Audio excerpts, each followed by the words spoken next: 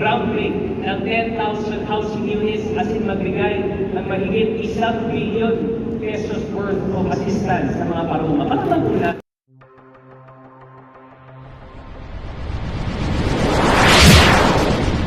Trupang Hilonggo. Please subscribe And like. and share. thank you very much. Ladies and gentlemen, mga tugang, mga sakuyang padangan na Camarguense, as in fellow Bicolanos, Diyos Marinado po, Sintrobos.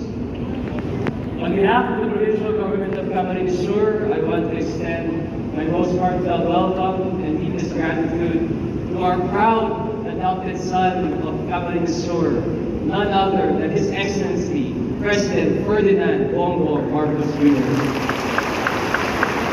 Welcome back, Camarines Sur, Mr. President. Of course, kasama po niya ang kanyang masipag at matulungin na secretaries. First and foremost, our esteemed DAR Secretary, Secretary Conrado Estrella III. Welcome, sir. Pero nandito rin po ang ating matulungin na lalo-lalo na po sa panahon ng kalamidad. Madali pong asahan ang kanyang asistensya, PSWD Secretary Rex Gatchalian. Secretary, thank you for all your help. And of course, our good family friend and our partner in the agricultural sector, always good to see you, Sec Tito Chulorel. Malaman po natin. And of course, nandito rin po ang ating DILG Secretary, Secretary Benhur Abalos. Sec Benhur, lagi namin sinasabi dito, Diyos Babalos, Sec Abalos. Malaman po natin. And of course, I also want to extend my greetings to my father, a person who's helped me mold me to become the man I am, our Congressman Ellery Jennifer. My brother, an idol to many, my kuya, Congressman Alex Villafuerte. Siyempre, one of my best friends, and I'm honored na ako po maging guest man sa kanyang wedding this July, Congressman Ori Olbata. Siyempre, nandito rin po ang ating padalat na Governor from Camp Norte, ayaw ikalap po natin, Governor Dong Padilla. Parang natin. Nandito rin po, I'm always good to see you, Sec Anton Lataneo. Sec, thank you very much for visiting us. Thank you. All the undersecretaries, HSECs, RDs, PDs, mga mayors, siyempre, ang aking padalat na Vice Gobernador, mga board members. Parang po natin ang Vice Governor Sally Portillo Jr., mga board members, other mayors, si Vice Governor Escudero, Pastor Sean, welcome po. Ladies and gentlemen, welcome to today's event. Alam po natin, tuwing pagbisita po ng ating mahal na Pangulo, lagi po siya may dalang mahalagang tulong sa Bicol, sa Camarines Sur. Sa mga hindi po nakakaalam, ito po ang pangatlong beses na nakabisita po ang ating mga mahal na Pangulo dito sa Camarines Sur. Pero, pwede natin ito ng pagkita. Pero, matagay sa balita, bago pa lang po siya naging presidente, lagi na po siyang bumisita dito sa Camarines Sur. Lalo na po sa panahon ng kalamidad, lagi po siya po dito nagbibigay ng asistensya. Ngayon po, bumalik naman po ang ating presidente mag-uod kanyang term as president. Noong March 2023, bumisita po siya sa atin para mag-groundbreak ng 10,000 housing units as in magbigay ng mahigit 1 billion pesos worth of assistance sa mga paruma. Pagkakang po natin. Noong September naman po, 2023, out of 81 provinces, pinili niya po ang Camarines Sur maging probinsya na pioneer province sa buong Pilipinas ng kanyang programang Bagong Pilipinas Servisyo Caravan. The biggest, orgulyo ko paabot, is the biggest government service agency caravan in the history of the Philippines. Pinili niya i-inaugurate dito sa Padanata, Camarines Sur. Baka mo natin. Ngayon po, bumalik po ang ating mahal na Pangulo para magbigay ng iba't ibang asistensya sa sektor ng agrikultura. Pero most importantly, nandito po siya para magbigay at distribute ng mahigit 2,000 certificates of land ownership across the Bicol region. Saan po natin? 2,000? Sa mga hindi po nakakaalam, it was actually the late President Ferdinand Marcos Sr. na nagsimula o nag-initiate po ng kagaya po itong distribution ng land as in land reform when you signed the Tenant Emancipation Order in October 1972. Decades later, the torch of land reform has been passed to our current President, Bongbong Marcos Jr. His unwavering determination to fulfill his father's promise, the landless farmers, stands as a testament to his unwavering commitment to serve the Filipino people, particularly the marginalized and agricultural sector. We are deeply grateful for the support of our beloved President, Bongbong Marcos Jr., whose efforts have paved way for this momentous occasion that will undoubtedly empower our farmers, elevate the agricultural sector, as well as drive economic growth and prosperity in the province of Camarines Sur and the Bicol region.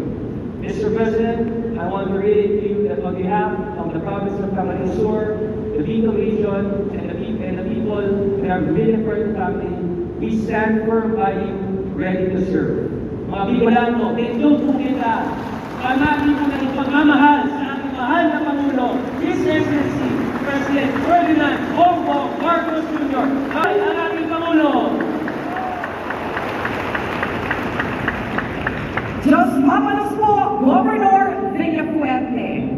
Ngayon, ating naman tawagin si Camarines Sur 2nd District Representative Luis Villafuerte para sa mensahe.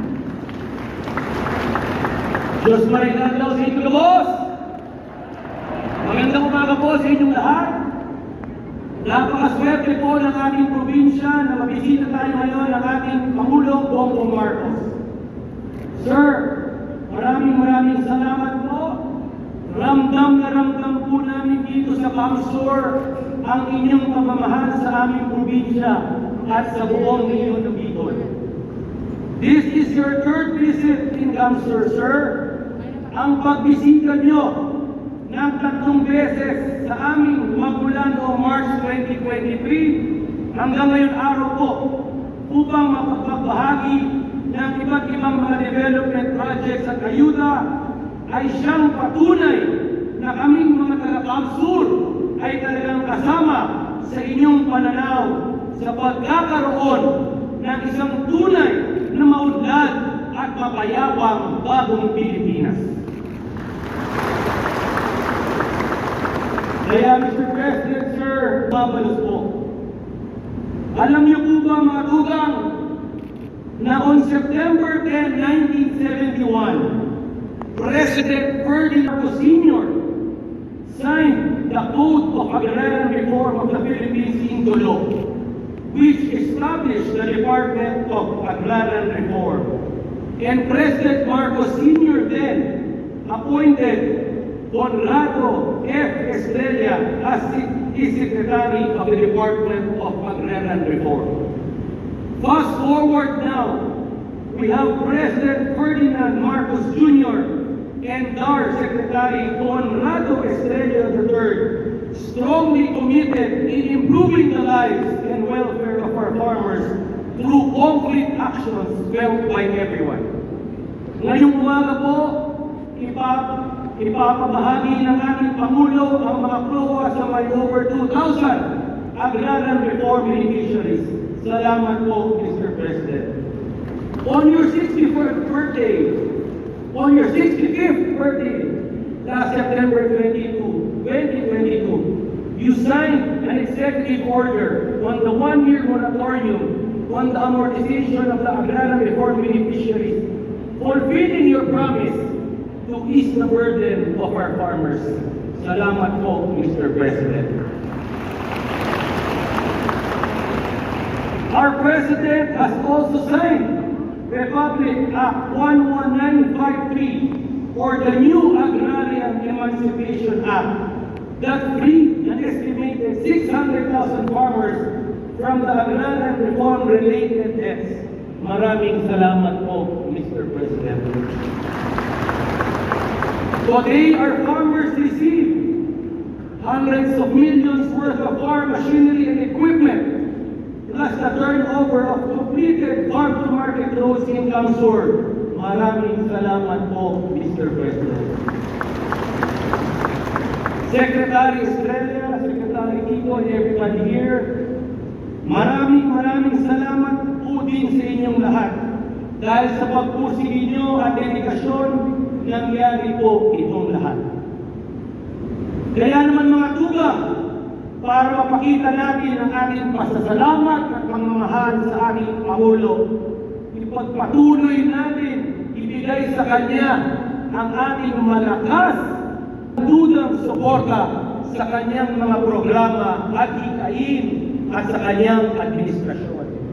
Mr. President, asahan po ninyo ang walang humpay na suporta sa amin dito sa Kamsur at sa Leon, Bicolancia.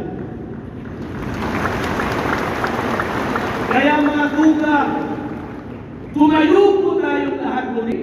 Pumalakpak para ipakita, iparamdam sa ating po ang ating pagpapasalamat at hanggang sa Kanya. Lakasan niyo po ang inyong palakpak. Mabuhay ang ating Pangulong BBM! Mabuhay ang Department of Agrarian Reform! Mabuhay ang bagong Pilipinas! Mabuhay tayo ka! Diyos mamalas po sa inyong abos!